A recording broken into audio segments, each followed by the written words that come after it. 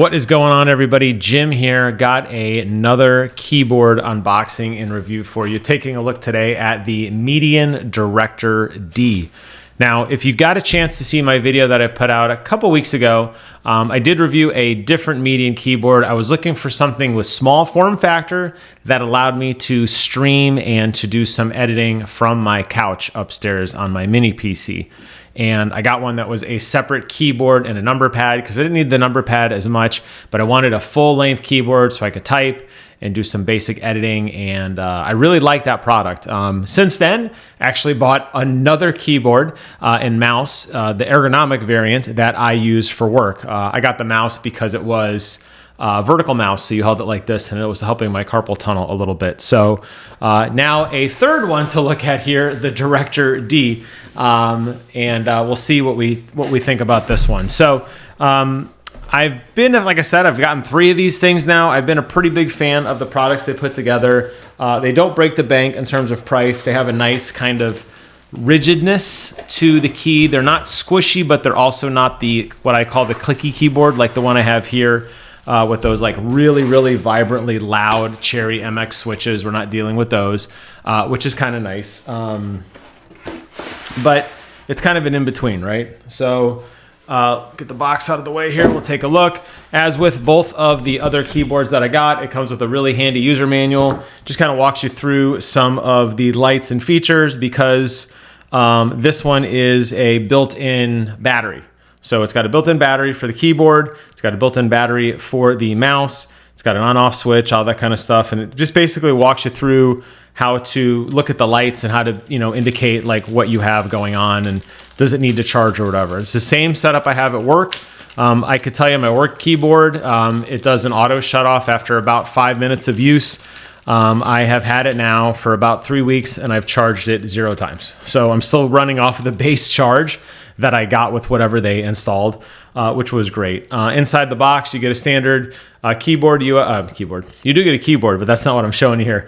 You get a standard USB-A to USB-C, and then you get this little tiny orange USB-C wireless dongle. Now, the nice thing is it's one dongle to rule them all, so you do not need a separate dongle for the keyboard and for the mouse. It all just works together. Let's go and take a look at the mouse first. It's got 3 buttons on the side here. One of them says mode. We'll take a look at what that does in a minute. It's got a pretty standard scroll wheel that goes up and down. It's got another button here on the top, and then actually the scroll wheel does have left and right movement as well. And it's got some contour on the side for your thumb and for your pinky finger. And then it's got an on-off switch at the bottom. Super easy to turn on and off.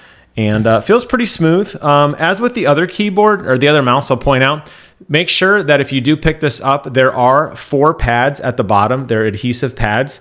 Go ahead and remove those. It says remove here. It'll provide a little more gloss. It almost feels like light sandpaper. And maybe some people like that friction, but trust me, you're gonna wanna remove those. So make sure you flip it over and look. I think you'll be a lot happier with that. Taking a look at the keyboard. Let's go and open this guy up and take a look and see what we think about the keyboard here.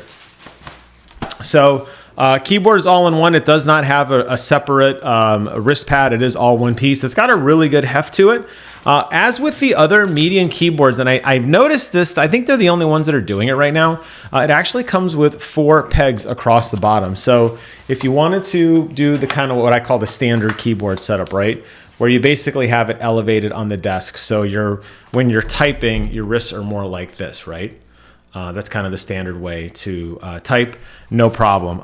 If you want it the other way, you can flip the bottom pegs out. Here you can see just the bottom pegs are exposed, and the keyboard will sit at an angle, which means instead of your hands like this, they'll be more like this. Also, if you're doing a standing desk, that's not necessarily the worst thing.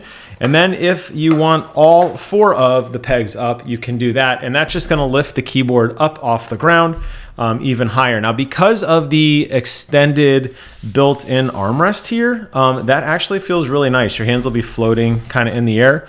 Let's go ahead and take a look. You could see some of the keys they have across the top here that are unique to this keyboard. And then you also have the You have a Mac and Windows button, and then you have an on off, and then you have the charging port here on the top. Again, this is all built in. That's why it's got a little extra heft to it, because the battery is in here. And the nice thing is it'll just run. It'll blink when it's low. There are some indicators below the arrow pad here, or the number pad here, where you can go ahead, and actually there's arrow pad, where you can go ahead and see, you know, obviously you got your traditional caps lock, scroll lock, that sort of thing, but it also show you if the battery is getting low to blink. This is same setup that my one at work has as well. So pretty standard. All you do is you plug in this single dongle and it will just work. It just turns on and works and it connects. And man, it's got a really nice feel to it. And as with the other one too, I want to point this out. It does actually, even though it's not really advertised that way, there is some ergonomics to it. I think you can go ahead and take a look and see there is some contour. So it actually does lightly raise up towards the center, and then it droops back off down on the sides. And the keys feel identical to the other ones I had. Very, very, very spongy, but tactile. That's the best way I could describe it. It's got a nice feel to it, and it's a nice form factor. I like that a lot. So what I'll do, same as with my other video, I'm going to go ahead and do a quick pause here. And then I'm going to plug it in, take a look at it, and then I'll give you guys some feedback on ghosting and keystrokes. And I'm going to take a look at this mouse, see what all these different buttons do with this mode and this other button. And we'll do a little jump cut magic, and I will be right back. All right, I'm back. Took a look at everything. I want to explain a couple really simple features here. So first and foremost, when you do have it paired, you will see you have the green lights down there at the bottom. Green lights will indicate basically if you have caps lock on or not, which you can see as I'm cycling the caps lock, you see the green light coming on and off. Not a big deal there. But there's two things here that I didn't notice, and it's the same as the keyboard as on the mouse, and that's actually what that mode button does. There's actually pairing for two separate Bluetooth devices in here. So if you wanted to have two separate connections, you could. Obviously, it has the dongle that's built in that works, but if you wanted to use just kind of standard Bluetooth pairing, you could discover this. The nice thing is, if you wanted to, let's say you had two computers set up, if you were using like a KVM type setup, or if you had maybe like a laptop, like in my case over there, I got my laptop sitting there, right? And then I also have my computer over here. I could use this keyboard for both. I could pair them to each. I could leave the dongle plugged into my, I'm pointing like you guys know what I'm talking about. I could have the dongle plugged into my personal computer down over there.